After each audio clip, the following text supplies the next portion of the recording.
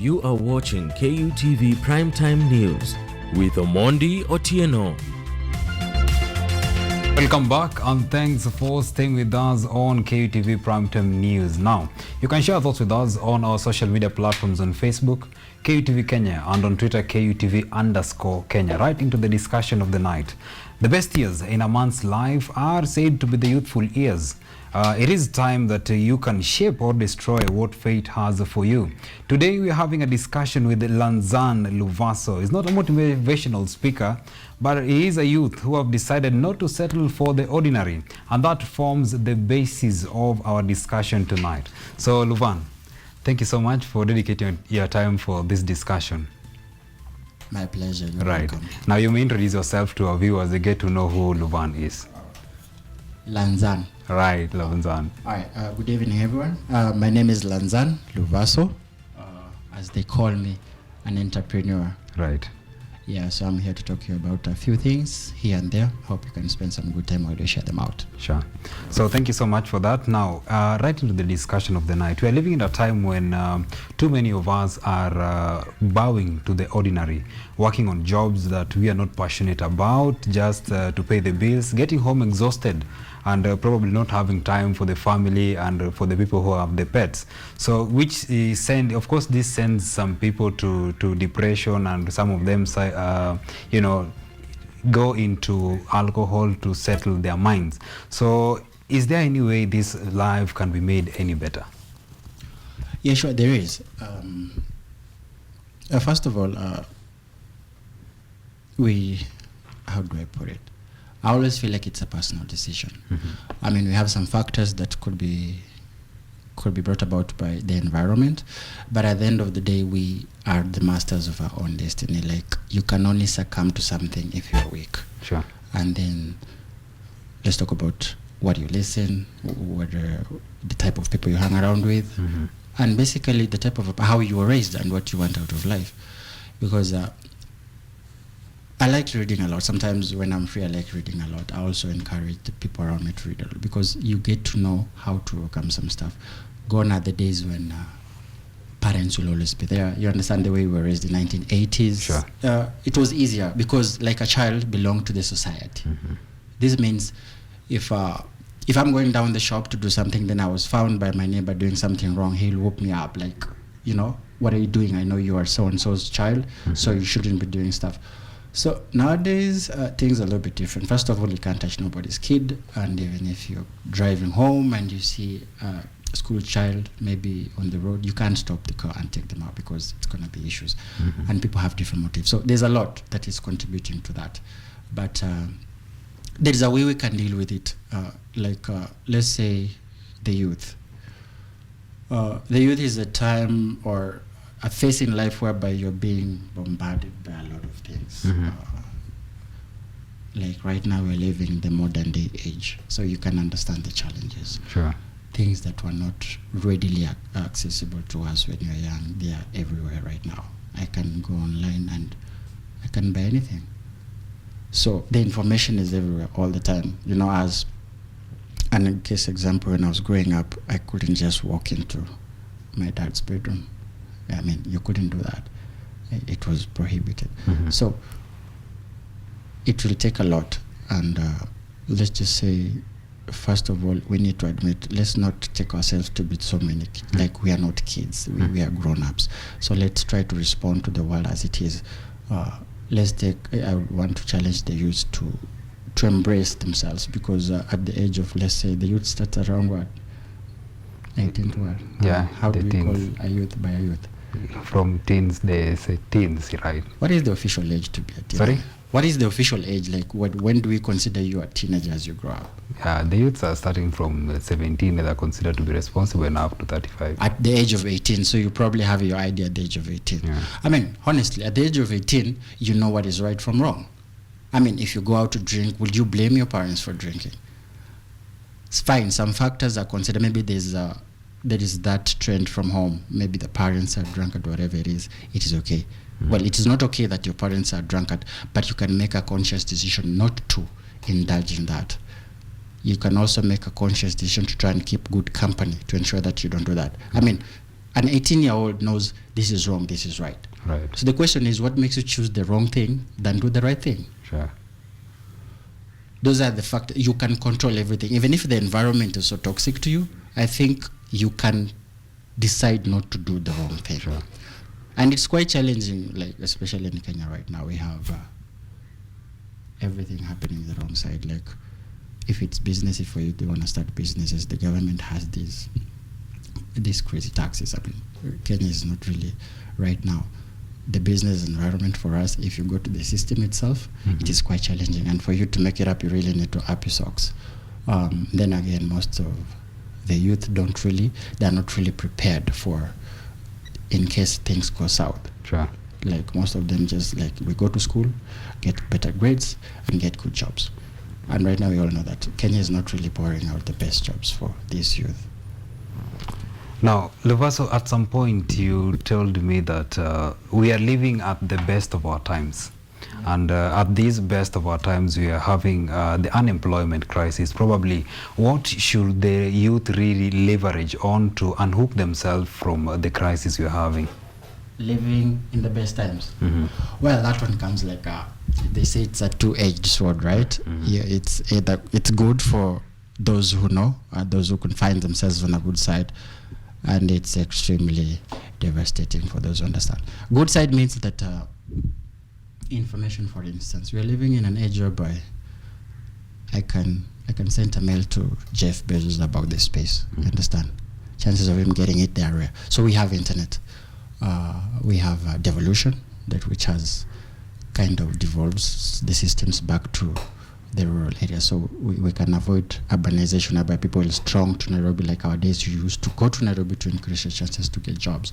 With devolution comes now the resources are being spread back to those very interior places. And you see, when devolution goes there, services are needed there. Like the county government down goes on the ground.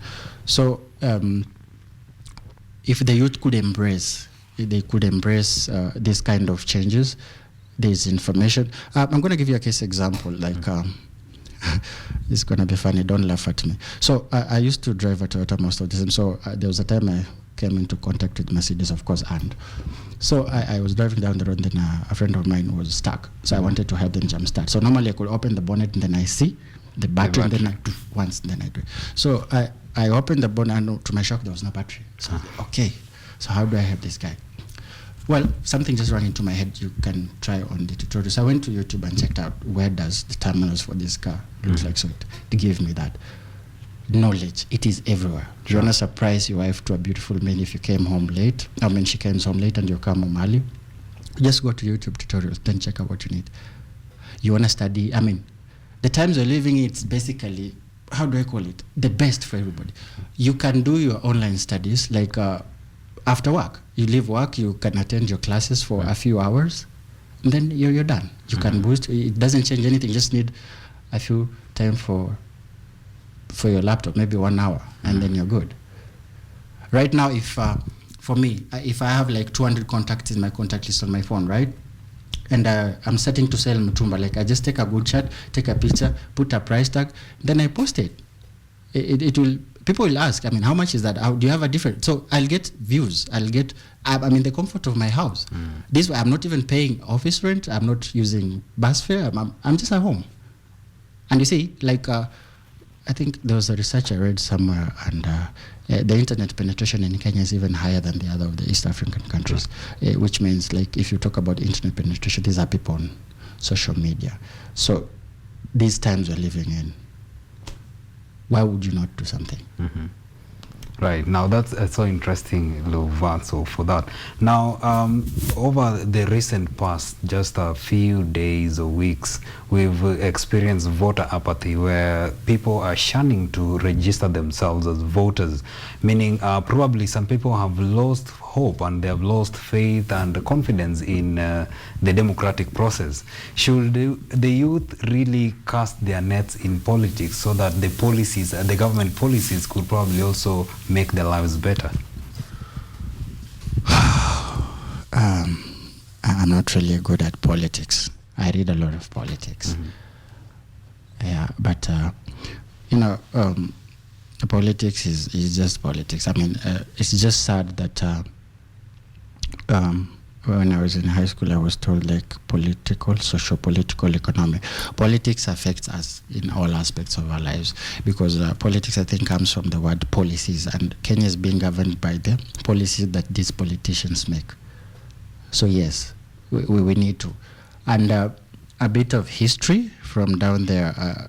We understand that for people for change to come around, and you can, this stuff I watch so much on the news, like Libya, these northern countries, they go in. But you see, going in for politics for like changes, they need to have a backup plan. You need to do something with a backup plan. And just unfortunate that most of our representation as youth, it doesn't have the merit at hand.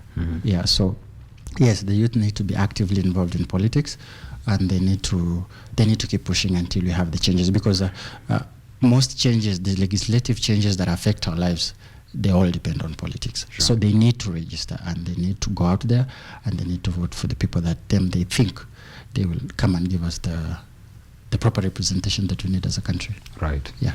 Now, away from that political angle of this discussion, I would want to use you as a practical example of how someone can rise from the ordinary. You get out of the ordinary to probably a level that you self-define yourself to where you want to be. So, you strived as a youth, juggling with hustles here and there. How has the journey been? We want to learn from you personally until you started your companies. It's a good one. Well, I was hoping you couldn't ask, but now that you've asked, so I chose the entrepreneurship part of life. I don't know, it was an interest or whatever it is. So I need to give the success, or because I'm not yet successful. Sure, I understand that. Yeah. But now, how did you juggle from probably being employed? You yourself now, that's not the line you want to pursue. You want to go into entrepreneurship, probably with no capital. How has it been? How has that journey been? To be honest, the experience is good, but I'm not gonna say about the experience being good. It's everything you were never prepared for in school. Because when the graph starts going down, it really goes down, and the going down is so fast, the speed is very high compared to the up. Like, you can only go up like this, just a little bit, and then you understand. So you need to have shocks to absorb and try to bring it to the balance. Well, Omondi, it's interesting. Personally, as a person, I think I've been employed for like 3 months. That was in 2012. Yeah.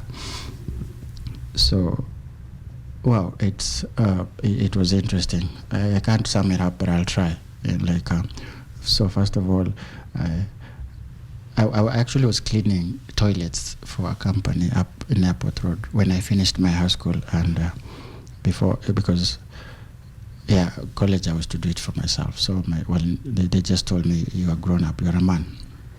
Yeah, so. But I gave my papers to my family, and they told me, now you just wait. I really waited for long, and the references to the places I went, it was tough. I mean, every door I knocked was really tough. I had a friend I remember it's like we walked the whole of industrial area, like literally walking. I don't know, but there was drive, there was passion. So I think a nephew of mine sponsored me to go to driving school by then. Because I could, the company used to wash those, whatever it is, the toilets. They were doing deliveries. I always wanted to be a truck driver for them. So it's just unfortunate. By the time I was getting my driver's license, and but it had a little bit of bureaucracy here, and they didn't trust me enough with their cars. But the good thing is I had that burning. I could feel to my veins, this is not me. This is not the life I want to be. I wasn't even proud to be just cleaning toilets and living back in the only thing I can attribute to that kind of whatever could have made the transformation is the burning desire that I had.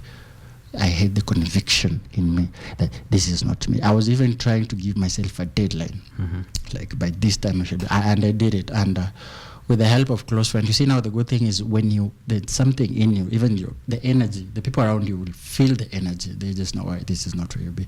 So one thing led to another with a lot of pushing.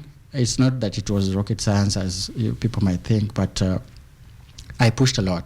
Then by sheer chance, started working for an Indian who could, pay me a bit of money just to keep on, and I could still keep pushing. I still felt like this is not what I wanted. I could always see myself in some kind of a Range Rover with a very nice, cool-looking boss sitting behind there, just saying, and then at the end of the month they pay me. So it wasn't easy. Right. I think the turning point was when I was invited to be part of my nephew's site manager for Greenspan Mall when it was being constructed.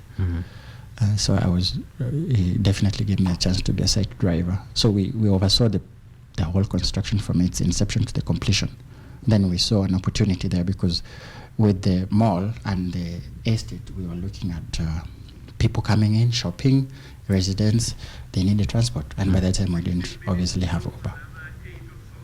Right. Yeah, so we kind of saw an opportunity. And you see, good thing with hanging around with good people, we saw an opportunity, a transport opportunity, so prepared for it. We had 3 years to prepare for it. All right. Yeah. That's interesting. Now, you mentioned at a point that you felt this is not where you want to belong, and it's probably what other youths are feeling in positions that they have, probably working for an organization or companies here and there. But the biggest challenge that youths have always been decrying is a lack of capital to to start the things that probably they would want to pursue in life or venture into. So what challenge would you give such youths? Capital? I don't think you have an idea, and if you really focus on idea, and then you say you don't have capital. I mean, why do you even have the luxury of thinking about a business when the first thing you don't think about is how you're going to raise capital for that? What I'm trying to say in a simple nutshell is, if you have a burning desire to achieve something, then you should be unstoppable at whatsoever point. The same method or the same articulation you came about with that business plan is just the same thing you're going to use on how to come and solve the problem. Finances, and to me, fine, most people will say 50%, like I don't know how much percentage people will say that we don't have capital, but if you let it end there at the capital point of it, then you've already limited yourself. Right. Because personally, did I really have capital? No. And you see, I always believe how you raise your capital will speak a lot on how you're going to raise your business. Or should we give them examples on how you should raise capital? Sure. That's I think everybody has differences because you just sit down. There are different ways you can raise capital. I can just share a few, but are not necessarily they're going to be applicable for everybody. Okay. So, for me, it was I brought about friends. I just shared my ideas with my friends, a group of families, and but the capital they gave me, of course, it disappeared somewhere. I made so many losses with it. I don't even remember how much they gave me. Around 10,000, but I lost it. The business chewed up all. Right. So the rest is just an art of learning how to manage. You just learn on how businesses. Nowadays you can just learn how businesses are raised, how these people raise capital, and then you simplify it into smaller bits. One is about savings, others is about, I prefer disposing of what you have, because the pain of losing what you have will keep you disciplined to make sure that your business succeeds. Right. Yeah. So if you really have business, in most cases, before you raise capital, you need to ask yourself, how much cash I have at hand, not fully though. Yeah. Right. How much cash do I have at hand to put this? And cash does not necessarily mean cash in hand. I want to start a business maybe worth 10 shillings. Everybody has a smartphone. Are you willing to sacrifice your smartphone for maybe a few months while you make profit out of the 5,000? Right. Yeah. Are you willing to let go of your stereo system? Do you have a few cows at home you've bought? Are you willing to let them go? If you're not willing, why do you want someone else to come and comfortably give you capital for your business? Nice. So, Levaso, I think probably because we are, at a crunch with time, so I would want us to tell us about entrepreneurship. How do you, what do you do specifically, and how do you mitigate the challenges that comes with entrepreneurship? Personally, right now we run a transport company, quite a few, but the most we're focused on is transport company. We transport goods, and here it's quite. Trust me, there's nothing as challenging as transport company. Right now, as I might want to assume, but I love challenges. If you don't have challenges, then you're not gonna grow. Yeah, they come, and actually, the way you restore customers' confidence, it's how you deal with them during challenges, not when everything is going on. When you've loaded you've taken a client's cargo, you've promised them to deliver it to Busia, then in between along there something happens.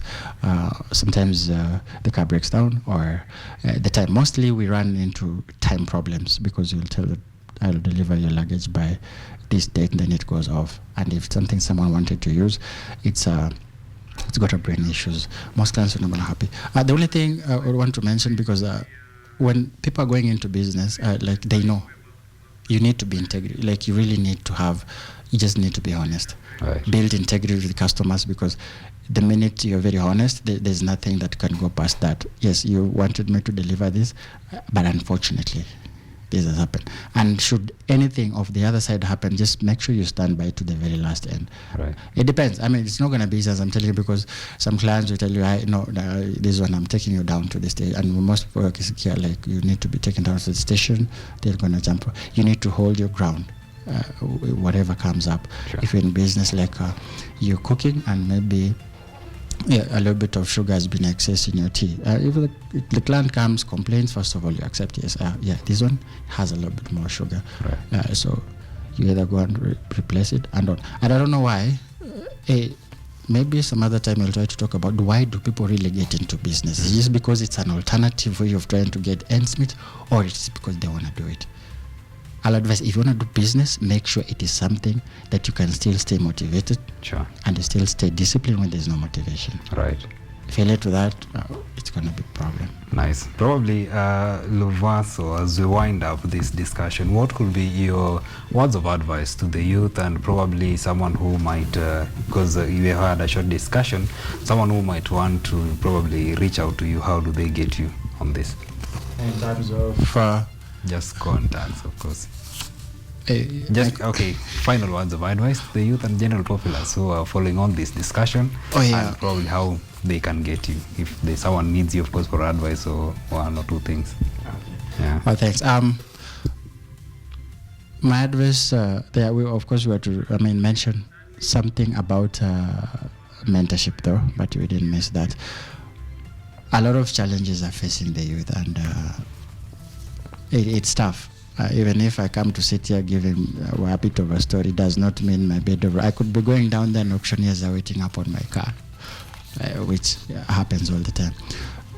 As youths, first of all, we need to find ourselves. We need to live a purposeful life, and then we need to understand challenges are always there. And in fact, they need to come. If you don't have challenges, you're not growing. And if these challenges come, you need to face them with integrity. To me, I might advise, I was talking to a group of my friends earlier on, and we realized we were just trying to mention about mentorship. We need to find mentors and people we look up to, like our role models. These are the people that, in case things go south, they might bring. You might realize in modern day, the discipline levels is most of the youth is quite wanting. Right. These are people who have information. They have not processed the information properly. They don't need to be told anything. They know everything. And that brings them to trouble, because life is about making the right choices for now, and you reflect on the future. If you want to drink now, you need to know tomorrow. Right. You need to be sober.